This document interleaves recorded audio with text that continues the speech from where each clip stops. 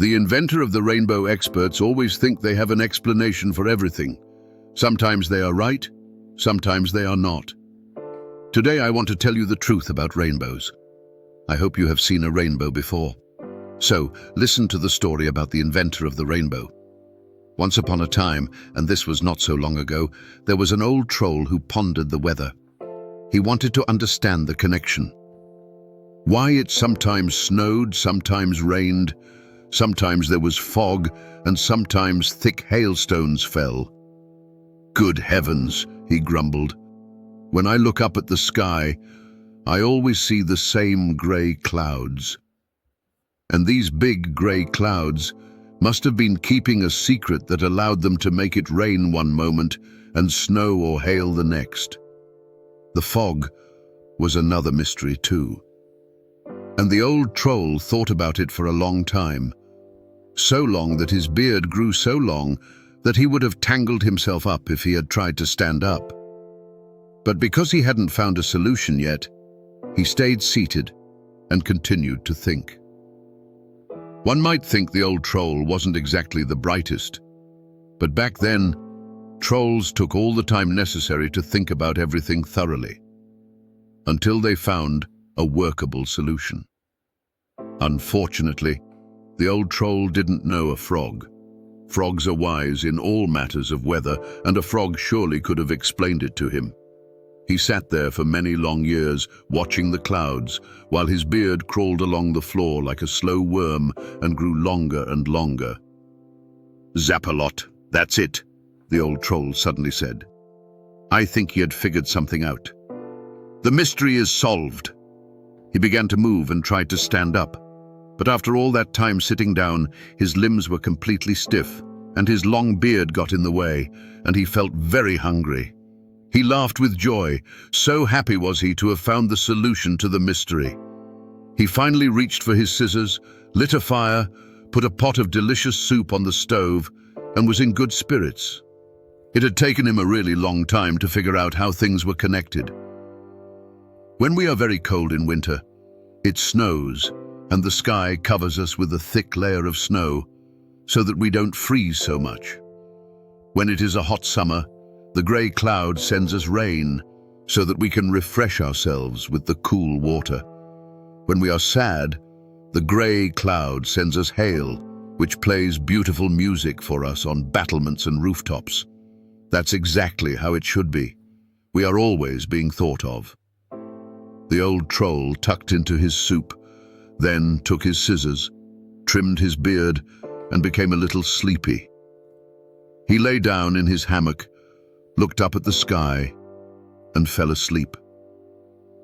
He slept for a whole week, then looked up at the sky again, from which he had wrested his secret, and began to ponder once more. I want to do something too.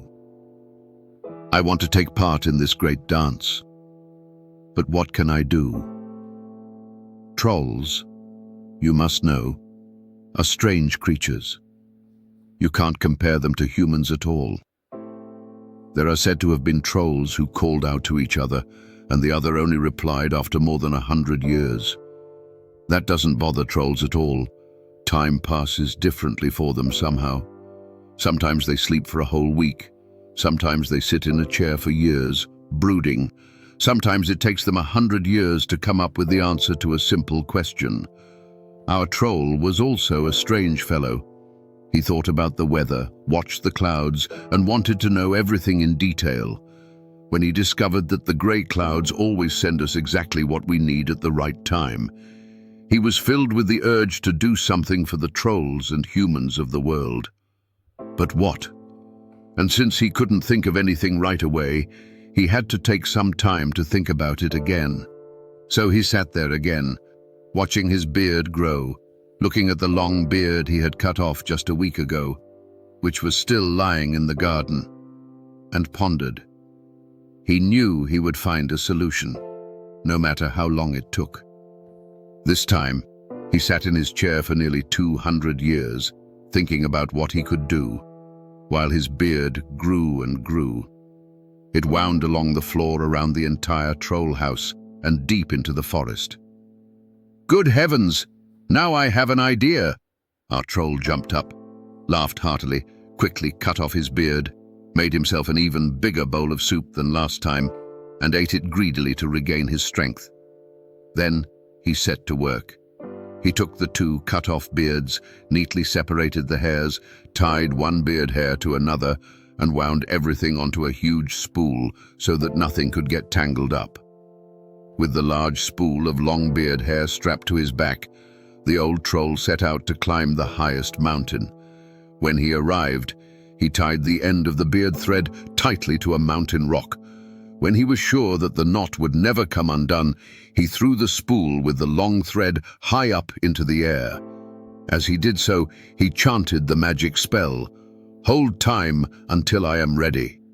With that, time stood still. While the spool flew in a large arc towards another mountain on the other side of the world, the troll quickly ran down the mountain he had just climbed and up the second highest mountain on the other side of the world. Now he called out, "I am ready! Let time run!" And time resumed its course, and then the spool came flying. However, he had to make a daring leap up there on the mountaintop to catch the spool, otherwise it might have fallen into one of the deep valleys. The troll had calculated it precisely, and the distance between the two high mountains was exactly the length of his beard, which was now stretched almost invisibly from mountain to mountain around the world. Here, too, the troll tied a knot that could never be undone. Then the troll cast a spell over his beard hair. "When the grey cloud is on one side of my beard hair and the sun is on the other, the wet thread shall shimmer in all colours, to the delight of all human children." This was to indicate that the long rainy season was over and that the good sun would now shine again. Since that day it has been so, and no one has ever tried to untie the knots in the beard hair. I don't think anyone has ever looked for it up there on the high mountains. Secretly, however, the troll also thought, "When the children of men see the colours in the sky, they shall be reminded that we trolls really exist." Then the old troll set off again on his descent and the long journey home. This time he could take his time. He trudged along happily and passed through several villages on his way.